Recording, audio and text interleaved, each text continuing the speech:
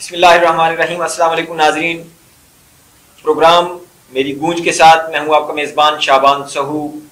नाजरीन, आज हम बात करेंगे मुल्की हवाले से जो बताया जा रहा है कि मुल्क के अंदर बहुत बड़ा आइनी बहरान आ गया है।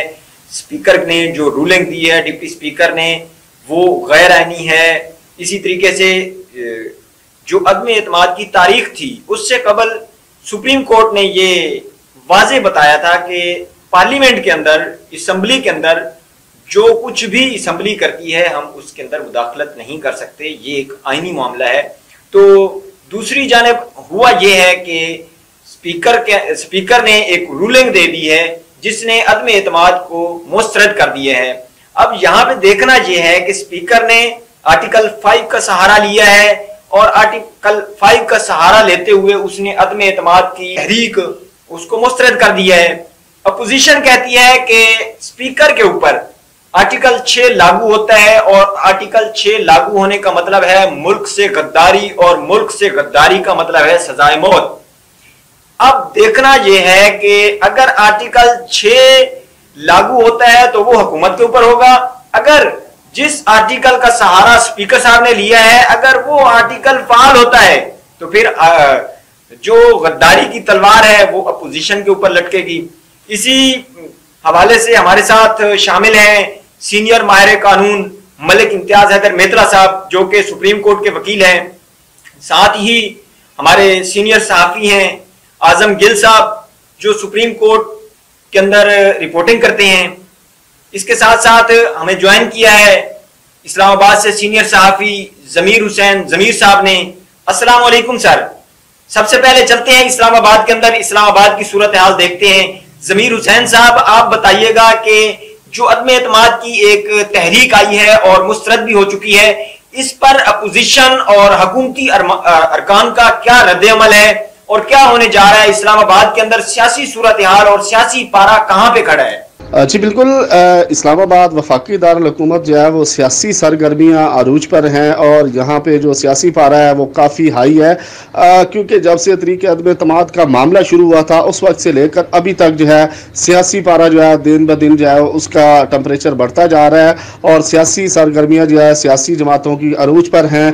रोज़ाना की बुनियाद पर इशाइये दिए जा रहे हैं, मुलाकातें की जा रही हैं और मज़ीद अगर इसकी ओवरऑल गुज़श्ता दिनों की बात कर लें तो जब से तरीके अदम एतमाद का सिलसिला शुरू हुआ था तो तमाम सियासी पार्टियों के कायदीन ने यहाँ पे डेरे जमा लिए थे। साबिक सदर आसिफ अली जरदारी, बिलावल भुट्टो, शहबाज शरीफ साहब, उसके अलावा मौलाना फजल रहमान और दीगर जो शख्सियात हैं वो इस्लामाबाद में पिछले कई दिनों से यहाँ पे जो है वो मौजूद हैं, रिहाइश पजीर हैं और अपने अपने जो है फार्म हाउसेस पर जो है वो मौजूद हैं और सियासी मुलाकातों का सिलसिला जो है वो जारी है। इशाइये दिए जा रहे हैं, मुलाकातें की जा रही हैं, जोड़ तोड़ का सिलसिला जो है वो जारी रखा गया था। लेकिन जब तहरीक अदम एतमाद पार्लियामेंट में लाई गई और अपोजिशन ने पार्लियामेंट में तरीके अदम एतमाद पेश करने से पहले जो है एक बैठक की थी और उसके बाद फिर अपने तमाम अरकान लेकर वो पार्लियामेंट हाउस पहुंचे थे और उसके बाद इसका आगाज़ किया गया था। तो सबसे पहले जो है अपोजिशन ने स्पीकर कौमी असम्बली असद कैसर के खिलाफ जो है वो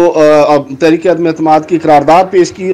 डिप्टी स्पीकर कौमी असम्बली कासिम खान सूरी जो है वो अपनी सीट पर विराजमान हुए। तो सबसे पहले जो है तिलावत कुरान पाक से आगाज़ किया गया, फिर उसके बाद नात पढ़ी गई और फिर कौमी तराना जो है वो पढ़ा गया और उसके बाद फिर जो है फवाद चौधरी साहब जो वज़ीर कानून थे उन्होंने जनाब मुक़ायदा तौर पर आर्टिकल 5 पे जो है वो बात की और तरीके अदम एतमाद के हवाले से जो इंटरनेशनल सिलसिला चल रहा था उस पर बात की पार्लियामेंट के अंदर और कहा कि जो पाकिस्तान की मुखालिफ क़ुव्वतें हैं वो पाकिस्तान के अंदर रजीम चेंज करना चाहती हैं, पाकिस्तान तरीके इंसाफ की हुकूमत को गिराना चाहती हैं। तो उसके बाद फिर उन्होंने कहा कि स्पीकर जो है वो अपना इस पे जो है मामलात को देखते हुए रूलिंग दे। तो उसके बाद फौरी तौर पर जो है कासिम खान सूरी ने रूलिंग देखते हुए इसको आइन के मुनाफी करार दे दिया और कहा कि ये आइन के मुनाफी। और उसके बाद जो है इसकी जो इजलास था वो मुलतवी कर दिया गया। जो ही ये इजलास मुलतवी किया गया तो उसके बाद पार्लियामेंट के अंदर जो अपोजिशन जमातों ने शोर शराबा किया, नारेबाजी की और उसके बाद फिर जो डिप्टी स्पीकर कौमी असम्बली हैं वो यहाँ अपनी सीट से उठ गए, लेकिन ये कि पाकिस्तान तहरीक इंसाफ और दीगर जो अरकान यहाँ पे मौजूद थे वो भी चले गए, लेकिन ये कि अपोजिशन जमातों के जो अरकान थे वो वहीं पे मौजूद रहे। और फिर उन्होंने अलामती तौर पर जो है साबिक स्पीकर कौमी असम्बली अयाज सादिक को कहा कि वो इस इजलास की सदारत करें, तो उन्होंने अलामती तौर पर जो है वो इजलास की सदारत की और उसके बाद फिर जो है वोटिंग का सिलसिला शुरू किया गया। तो ये जो रूलिंग दी गई थी डिप्टी स्पीकर कौमी असम्बली असद कासिम खान सूरी की तरफ से, उसको जो है वो मुस्तरद कर दिया गया, अयाज सादिक ने मुस्तरद किया। तो उसके बाद जो है ये सियासी पारा जो है अरूज पर जो है पहुंच गया। फिर उसके बाद वज़ीर आज़म इमरान खान ने ताल दे दी, रात को एहतजाज किया और उसके साथ साथ फिर वज़ीर आज़म ने निगरान वज़ीर आज़म के हवाले से जो है वो ख़त भी लिखा सदर मुमलिकत को, और उससे पहले जो है वज़ीर आज़म ने असम्बलियाँ डिज़ाल्व करने की जो है वो बात की, बराह रास्त तमाम से मुखातिब हुए और उसके बाद उन्होंने असम्बलियाँ जो है वो डिज़ाल्व करने की बात की और उसके बाद फिर असम्बलियाँ तलील कर दी गई। सदर मुमलिकत को एडवाइस भेजी गई थी वज़ीर आज़म की तरफ से, तो उसके बाद सदर मुमलिकत ने उस पर जो है अमल दरामद करते हुए जो है असम्बलियाँ जो है वो डिज़ाल्व कर दी और उसके बाद अभी तक जो है असम्बलियाँ जो है वो डिज़ाल्व हो चुकी हैं। और उसके बाद सुप्रीम कोर्ट ने जो है इस पर खुद नोटिस लिया और उसके बाद पीपल्स पार्टी जो है वो भी सुप्रीम कोर्ट पहुंची। उसके बाद फिर अपोजिशन जमातें जो है वो सुप्रीम कोर्ट से रजू कर चुकी हैं और सुप्रीम कोर्ट के बाकायदा तौर पर चीफ जस्टिस ने इस पर खुद नोटिस लिया है। नोटिस लेने के बाद जो है वो 2 दिन से समाअत का सिलसिला जारी है और आज भी समाअत जारी रखी गई थी।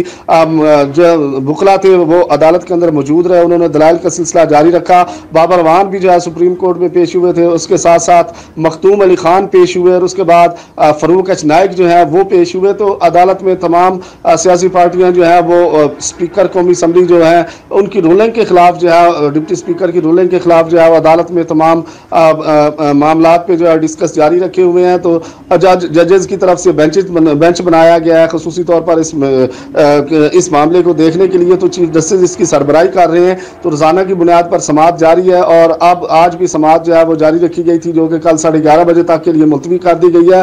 तो इस्लामाबाद का सियासी पारा जो है वो अरूज पर है, सिक्योरिटी हाई अलर्ट रखी गई है, दफा 144 नाफिज की गई है, रेड जोन में दाखिले पर पाबंदी है। तो इस तरह के इशू जो है वो इस्लामाबाद में बने हुए हैं, सियासी पारा अरूज पर है। और आज की जो ताज़ा तरीन सूरत हाल है वो ये है कि आज जो नमाज ईशा के बाद F9 पार्क में जो है पाकिस्तान तहरीक इंसाफ जश्न मनाने जा रही है, जिस तरह रात को डी चौक में जश्न मनाया गया था। तो इस तरह की सियासी सूरत हाल है। सियासी पारा जो है इस्लामाबाद में अरूज पर है, सियासी सरगर्मियाँ यहाँ पे हो रही हैं। तरीके अदम अतमाद के बाद जो है जो पेचीदा सूरत हाल है उस पर जो है अदलिया नोटिस ले चुकी है, समाअत का सिलसिला जारी है। जबकि दूसरी जानब वज़ीर आज़म इमरान खान जो हैं वो निगरान वज़ीर आज़म के हवाले से जो है वो सदर को ख़त लिख चुके हैं, जबकि सदर मुमलिकत ने खुसूसी तौर पर जो है वो ख़त लिखा है कायदे हिज़्ब इख्तिलाफ शहबाज शरीफ को और इमरान खान को कि वो अपना एक नाम तजवीज़ करें। अगर वो नाम तजवीज़ नहीं करेंगे तो फिर 2 नाम वो देंगे और वो 2 नामों के बाद एक नाम फाइनल किया जाएगा निगरान वज़ीर आज़म के लिए। तो अभी तक कायदे हिज़्ब इख्तिलाफ की तरफ से कोई जवाब जो है वो सदर मुमलिकत को मसूल नहीं हुआ, लेकिन सदर साहब जो है उनको वज़ीर आज़म इमरान खान की तरफ से जो है निगरान वज़ीर आज़म के हवाले से नाम मसूल हो चुका है। रिटायर्ड चीफ जस्टिस जो है गुलजार, उनका नाम जो है वो सामने आया है। तो ये अब बात सारी सूरत हाल है। अब मज़ीद जो 2 दिन रहते हैं तो निगरान वज़ीर आज़म के हवाले से अगर कायदे हिज़्ब इख्तिलाफ और वज़ीर आज़म के दरमियान मामला तय पा जाते हैं तो निगरान वज़ीर आज़म को जो है सदर मुमलिकत जो है उनको जो नाम जो है वो फाइनल कर देंगे। तो सियासी पारा अरूज पर है, सियासी चहम गोइयाँ भी जारी हैं। तमाम सियासी जमातों के कायदीन यहाँ पे मौजूद हैं, सर जोड़े बैठे हुए हैं और मज़ीद सियासी सरगर्मियाँ चल रही हैं। रोज़ाना की बुनियाद पर जो है मुलाकातें हो रही हैं। साबिक सदर आसिफ अली ज़रदारी, बिलावल भुट्टो, उनके साथ साथ मौलाना फजल रहमान, शहबाज शरीफ साहब और दीगर जो सियासी शख्सियात हैं वो डेरे जमा के बैठी हुई हैं। रोज़ाना की बुनियाद पर मुलाकातें भी जारी हैं और इस पर तबसरे भी हो रहे हैं। जी आजम गिल साहब, आप बताएं क्या सूरत हाल है इस्लामाबाद के अंदर। सुप्रीम कोर्ट की आज की समाअत भी हुई है, कल भी आपने समाअत सुनी, तो इस हवाले से क्या आपको नजर आ रहा है कि सुप्रीम कोर्ट क्या फैसला करने वाली है या आसार क्या हैं? और अपोजिशन अरकान भी जाहिर है वहां मौजूद होते हैं, हुकूमती अरकान भी होते हैं, तो ये सारी चीजें कहां पे आके खड़ी होंगी? देखिए इस वक्त पूरी कौम की जो नज़रें हैं, पूरे पाकिस्तान की जो नज़रें हैं वो सुप्रीम कोर्ट ऑफ पाकिस्तान पर जमी हुई हैं कि सुप्रीम कोर्ट ऑफ पाकिस्तान जो मौजूदा सियासी सूरत हाल पर लिया गया उसको नोटिस था, उसका क्या फ़ैसला सुनाती हैं। क्योंकि यही फ़ैसला जो है वो पाकिस्तान की जो सियासी जमातें हैं उनका सियासी जो कद काट है उसका तयन करेगा कि उनका मुस्तकबिल की सियासत जो है वो क्या रुख अख्तियार करेगी।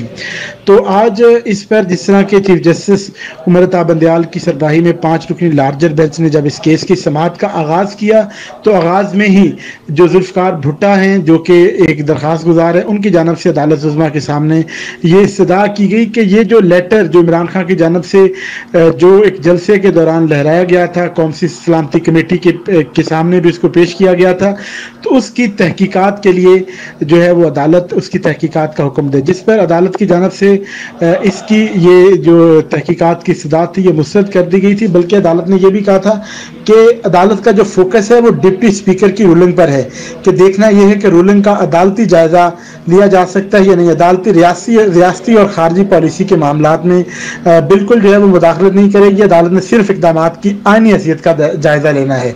अदालत जो है वो पॉलिसी मामलात की तहकीकात में बिल्कुल जो है वो नहीं पढ़ना चाहती है। चीफ जस्टिस की जानब से आज जो है वो वाज़े कर दिया गया था। तो आज जो मखदूम अली खां जो कि नून लीग के वकील थे, उन्होंने 69 पाकिस्तान कॉन्स्टिट्यूशन ऑफ पाकिस्तान के आर्टिकल 69 जो कि स्पीकर के इख्तियारात से मुतल्लक है, उस पर अदालत उज़्मा को जो है वो मुतमिन करने की कोशिश की। तो अदालत जो है वो आने वाले जो 2 रोज़ हैं, कहा तो अदालत की जानब से जस्टिस उमर अता बंदयाल ने कहा था कि आज के बाद दोबारा एक समाअत करेंगे और उसके बाद हम मुख्तसर जो है वो फैसला जारी करेंगे। लेकिन ये लग यही रहा है बज़ाहिर ये 2 दिन, कल का और परसों के साथ साथ परसों के जो है वो 2 इनकी समाअतें होंगी और उसके बाद अदालत उज़्मा किसी हतमी जो है वो फैसले की तरफ जाएगी। तो अब जिस तरह से ये तमाम सियासी जमातों की जानब से पहले शुरू में पाकिस्तान तहरीक-ए-इंसाफ के अलावा बाकी तमाम सियासी जमातें कबल वक्त जो है वो इलेक्शन की तरफ जाना चाहती थी, लेकिन अब जो है इमरान खान की जानब से जब इलेक्शन का ऐलान किया गया तो अब बुनियादी तौर पर तमाम अपोजिशन की सियासी जमातों का यही टारगेट है कि किसी तरीके से सुप्रीम कोर्ट की जब जजमेंट आए, अगर सुप्रीम कोर्ट जो स्पीकर की रूलिंग थी उसको जो है वो कलअदम करार देती है तो दोबारा जब गिनती होती है तो गिनती के बाद अगर इमरान खान को तब हम जो है वो इस सारे सिनेरियो से आउट करते हैं, अदम एतमाद की तहरीक को कामयाब बना जो कर लेते हैं, तो इसके बाद जो है वो पाकिस्तान का जो सियासी रुख है वो एक डिफरेंट जो है वो सूरत हाल अख्तियार कर जाएगा। तो इस लिहाज से जो आने वाले दिन हैं वो पाकिस्तान की तारीख में और उसके साथ साथ इस्लामाबाद के शहर इक़्तिदार की तारीख के लिहाज से बड़ी जो है वो अहमियत के हामिल हैं। और सारे का सारा जो रुख है वो बुनियादी तौर पर इस वक्त जो कोर्ट में जो बाल है वो सुप्रीम कोर्ट ऑफ पाकिस्तान की कोर्ट में बाल है, क्योंकि जो सुप्रीम कोर्ट का जो फैसला आएगा इसी से जो है वो आने वाले जो सियासी दिन हैं, सियासी जमातों का जो रुख है वो सारे का सारा इसी से मुतय्यन होगा। अब हमारे साथ हैं सीनियर माहिर कानून मलिक इम्तियाज हैदर मेहतरा साहब। मलिक इम्तियाज साहब, कानूनी नुक्ता नजर से ये बताइएगा कि स्पीकर ने जो रूलिंग दी है कानून के अंदर, क्या उसने अपना दिफा किया है आर्टिकल 5 का सहारा लेके, या उसने हकीकतन एक आर्टिकल 5 को फाल किया है? औज़ु बिल्लाहि मिनश शैतानिर रजीम, बिस्मिल्लाहिर रहमानिर रहीम। सबसे पहले आप साहबान का शुक्रिया, आपने मुझे मदऊ किया और फिर एक ऐसे कानूनी नुक्ते पे मेरा नुक्ता नज़र जानने की कोशिश की जो कि मौजूदा सिचुएशन में, मौजूदा हालात में इंतहाई अहमियत का हामिल है। सबसे पहले तो साहब बात यह है कि सुप्रीम कोर्ट जो है वो पाकिस्तान की सबसे आला अदालत है और सुप्रीम कोर्ट ने हमेशा जो आइन पार्लियामेंट ने बनाया है उसकी तशरीह करनी होती है, क्योंकि वो आइनी कोर्ट है और उसने उस स्टैचूट की, उस आर्टिकल की तशरीह करनी है, उस कानून की तशरीह करनी है जो पार्लियामेंट से बन के आया है, उसको फैलाना है कि वो किस तरह लागू करना है, उसका तरीक़ेकार क्या है और उसका उसमा माखज़ क्या था, असर दरअसल वो ऐसा क्यों किया गया। तो मैं एप्रिशिएट करता हूं सुप्रीम कोर्ट को कि सबसे पहले उसने एक बड़ा मंसूबा जो जिसका भी था, वो चाहे हुकूमती था और चाहे अपोजिशन का था, कि इस्लामाबाद को उन्होंने यरगमाल बनाना था। 10 लाख अफराद की कॉल उन्होंने की और 10 लाख ही जमीयतुल उलमा JUI मौलाना फजलुर रहमान साहब ने इकट्ठे किए। तो अगर 20 लाख बंदा इस्लामाबाद में इकट्ठा हो जाता तो कहीं ना कहीं तसादुम का खतरा था। यानी सुप्रीम कोर्ट ने एक बड़े खतरे से मुल्क को बचा लिया। मैं ये कहता हूं कि सुप्रीम कोर्ट ने इतना कलीदी किरदार अदा किया है कि सुप्रीम कोर्ट ने एक लाकानूनियत का जो होने जा रहा था, किसका प्लान था, किसका मंसूबा था, ये तो आने वाला वक्त ही बताएगा, हालात ही बताएंगे कि किसका था, लेकिन जिसका भी था वो खतरनाक था। उनकी सोच ये थी कि जब 20 लाख के लगभग बंदा इस्लामाबाद में दो मुतहारिब ग्रुपों का इकट्ठा हो जाएगा तो कोई ना कोई इंसिडेंट होगा। उसका फायदा लामहला किसी एक ग्रुप को जाना था। किसी ने मजलूम बनना था, किसी ने जालिम बनना था, किसी ने अवाम की हमदर्दी हासिल करना थी और किसी के खिलाफ नफरत। ये ऐसा तो सुप्रीम कोर्ट ने इंतहाई जीरक अंदाज में और अच्छे अंदाज में उस केस को हैंडल किया और जलसे की इजाजत भी दी, जो कि उनका कानूनी और आईनी हक था, लेकिन उनको दूर दूर रखा। एक को परेड ग्राउंड, एक के लिए परेड ग्राउंड का इंतखाब किया गया तो दूसरों के लिए कश्मीर हाईवे। तो इस तरह तकरीबन दरमियान में को 15-20 किलोमीटर का फासला था। तो ये ग्रुप आमने सामने आ ही नहीं सके और हर दो ने जो अपना वर्शन था, जो अपना मौकफ था, जो अपना विजन था, वो आवाम के सामने पहुंचाया जदीद मीडिया के जरिए। लेकिन कोई, मैं समझता हूं कि इस्लामाबाद में इतने लोग जमा होने के बाद शायद ही कोई कमला टूटा हो। तो ये सब मैं समझता हूं कि इसका सब सारा क्रेडिट जो है ये सुप्रीम कोर्ट पे जाता है। अब सुप्रीम कोर्ट में एक मामला आ गया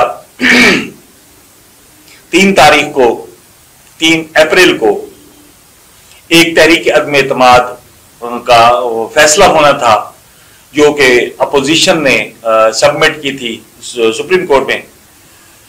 तो वजीर कानून फवाद चौधरी की आर्गुमेंट पे, दलाइल पे उनका मौकफ यह था कि 7 तारीख को अमरीकी सफीर को, हमारे सफीर को कौंसल खाने में तलब किया गया है और उसके साथ जो गुफ्तगू हुई है और जो अल्फाज, उन्होंने हवाला दिया है कि ये तमाम प्रोसेस ऑफिशियली हुए हैं। हाँ, वो कहते हैं कि ऑफिशियली हुआ है, लेकिन ऑन रिकॉर्ड अभी तक कोई ऐसी बात नहीं आई ऑफिशियली वाली। उनका कहना है, कहने की हद तक है, ऑफिशियली होगा तो ऑफिशियली का एक बाकायदा रिकॉर्ड होगा और बाकायदा उसका एक प्रोसेस होगा, उसको बुलाया गया होगा, वो गया होगा, वहां जाके वो बैठा होगा, फिर उससे वो जिसका नाम ले रहे हैं वो मिला होगा, उसने जो भी थ्रेट दिया होगा वो सारा ऑन रिकॉर्ड बात है। वो ऐसी बात नहीं है कि बंद कमरे में बैठ के 2 बार बंदे कर ले, वो उनमें कोई ना कोई एविडेंस होगा।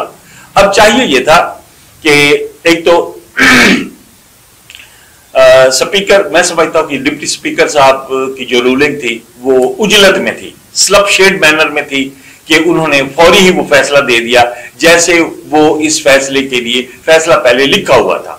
मैं समझता हूं कि अगर उस फैसले को दोबारा चलाएंगे, टीवी पे देखेंगे, तो वो नाम भी असद कैसर का ले गया था, जैसे मैं Asad Qaiser speaker of the assembly, वो आगे उसका फैसला था। बहरहाल एक तो उसमें 2-3 बातों का तनाजा है। एक तो डिप्टी स्पीकर, क्या डिप्टी स्पीकर स्पीकर के बिहाफ पे था, नंबर 1। नंबर 2, क्या स्पीकर की ना आने की रीजन क्या थी?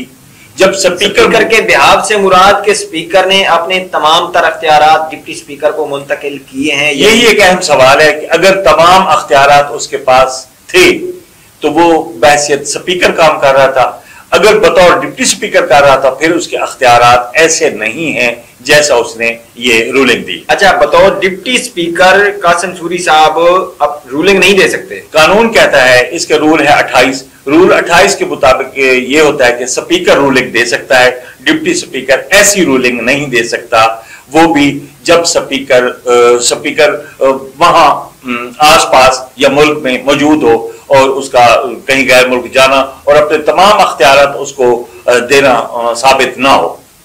अब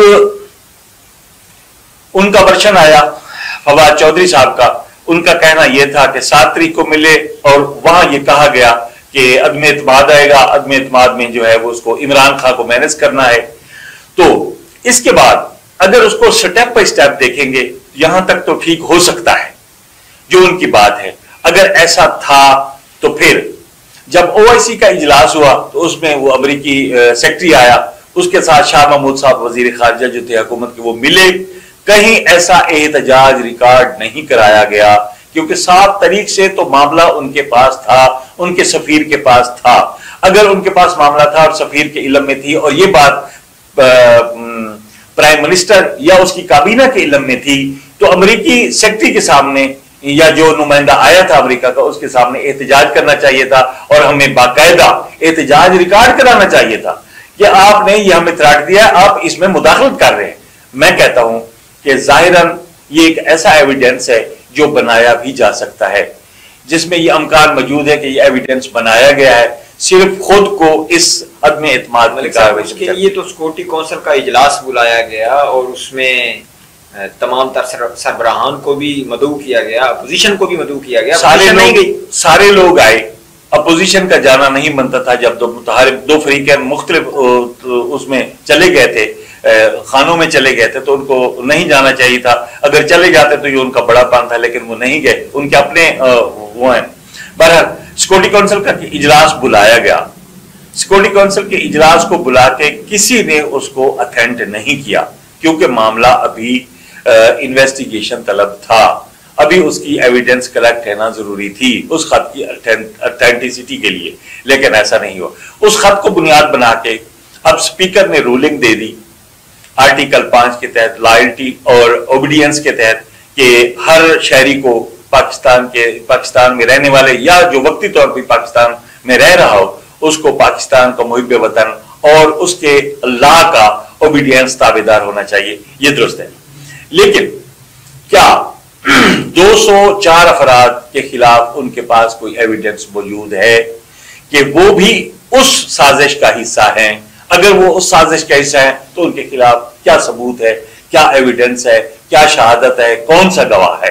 क्या ऐसा गवाह मौजूद है जो ये कह सके कि ये सारी पीडीएम या सारा जो अपोजिशन, मुतहिदा अपोजिशन है, वो उसमें मुलव्विस है? तो कैसे?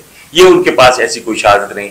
जहां वजीर आजम को मैनेज करने का, लॉयल्टी का और ओबीडियंस ऑफ लॉ का आंसर मौजूद था, वहां पर यह आंसर भी मौजूद है कि वो भी इलेक्ट होके आए हैं। उनका मौका भी है कि वो इलेक्ट होकर 204 बंदे आए हैं। अगर 204 बंदे इलेक्ट होके आए, उनको वोट देने का भी हक है, हक हासिल है, अदम एतमाद में शामिल होने का भी, और उसके खिलाफ जो भी उनका विजन है उसको सामने लाने का। लेकिन यहां पूरी पार्लियामेंट का हक सलब कर लिया गया है एक आर्टिकल का सहारा लेके। मैं समझता हूं कि अगर रूल 28 को देखा जाए तो स्पीकर जो है वो ऐसा कर सकता है, लेकिन अगर स्पीकर ने अपने अख्तियारात मुकम्मल तौर पर मुंतकिल किए हैं डिप्टी स्पीकर को, तो फिर तो समझा यही जाएगा। लेकिन ये दो अलग-अलग ओहदे हैं, एक स्पीकर का है, एक डिप्टी स्पीकर का है। अब देखना यह है कि वो स्पीकर का ओहदा इस्तेमाल कर रहा था या डिप्टी स्पीकर का। अगर डिप्टी स्पीकर का था फिर उस पर कानूनी कदगन है, वो ऐसा नहीं कर सकता। अच्छा मलिक साहब, अहम बात जो है वो ये है कि स्पीकर ने आर्टिकल 5 की बात की, उसके आगे आर्टिकल 6 है। तो अगर आर्टिकल 5 ही दुरुस्त साबित होता है, फिर भी तो गद्दारी की सजा तो तयन होनी चाहिए, फिर भी गद्दारी तो हुई है। आपने शुरू में ठीक कहा था कि ये जो तलवार है, गद्दारी की तलवार सेक्शन आर्टिकल 6 की, वो दोनों ग्रुपों में है। अगर वो उस साजिश का हिस्सा है जहां गैर मुल्की मुदाखलत हो रही थी, तो उन पे आर्टिकल 6 लागू होता नजर आता है। लेकिन अगर हुकूमत ने इस खत को मैनेज किया है, बुलवड किया है और ऐसी बात कह दी जो कि इनफैक्ट थी ही नहीं, फेक एविडेंस क्रिएट किया है, तो फिर उन पे भी दोनों ग्रुपों के लिए आर्टिकल 5 के आगे आर्टिकल 6 मौजूद है और वो बहुत खतरनाक है। उसमें जो आर्टिकल 5 में है कि वो ओबीडियंस करेगा रूल की, जो उससे हट के बात करेगा। अगर स्पीकर ने हट के बात की है, फवाद चौधरी ने, वजीर कानून ने उससे हट के बात की है और स्पीकर ने अपने अख्तियारात से तजावज किया है, वजीर आजम उसमें शामिल हुए हैं, वजीर खारजा उसमें शामिल हुए हैं, ये कोई और लोग भी। और जैसा कि आजकल एक बात आ रही है मंजर आम पे खबरों में कि असद कैसर ने ऐसा करने से इनकार कर दिया था। अगर असद कैसर ने ऐसा करने से इनकार कर दिया था तो इट मींस ये सिर्फ प्लानिंग थी, इनफैक्ट कुछ नहीं था। इनफैक्ट वो होता जो at the time of argument create होता।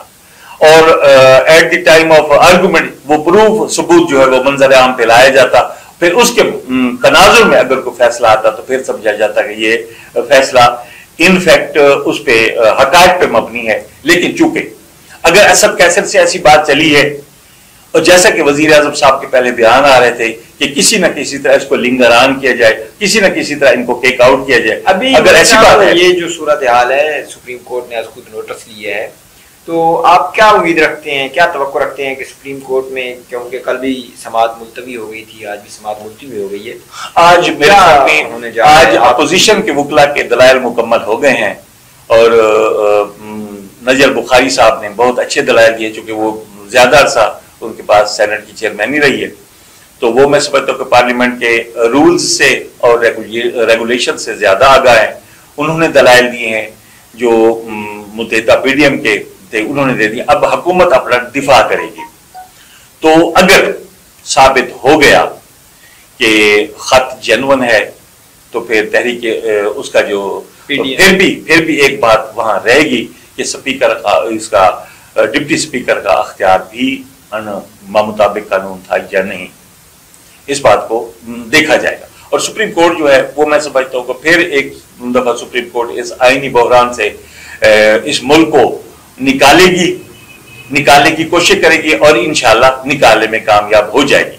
और बादियों नजर में जैसा लग रहा है तो इन सारे आर्टिकल, एक बात बार बार कही जा रही है कि आर्टिकल 69 के तहत वो ऐसा नहीं कर सकते, सुप्रीम कोर्ट जो मुदाखलत नहीं कर सकती, आल्दो वो बात अपनी हद तक ठीक है, लेकिन 2017 में एक दोबारा एक मामला आया था स्पीकर की रूलिंग का, तो सुप्रीम कोर्ट ने उसके खिलाफ फैसला दिया था और सुप्रीम कोर्ट ने कहा था कि हम उसमें मुदाखलत कर सकते हैं।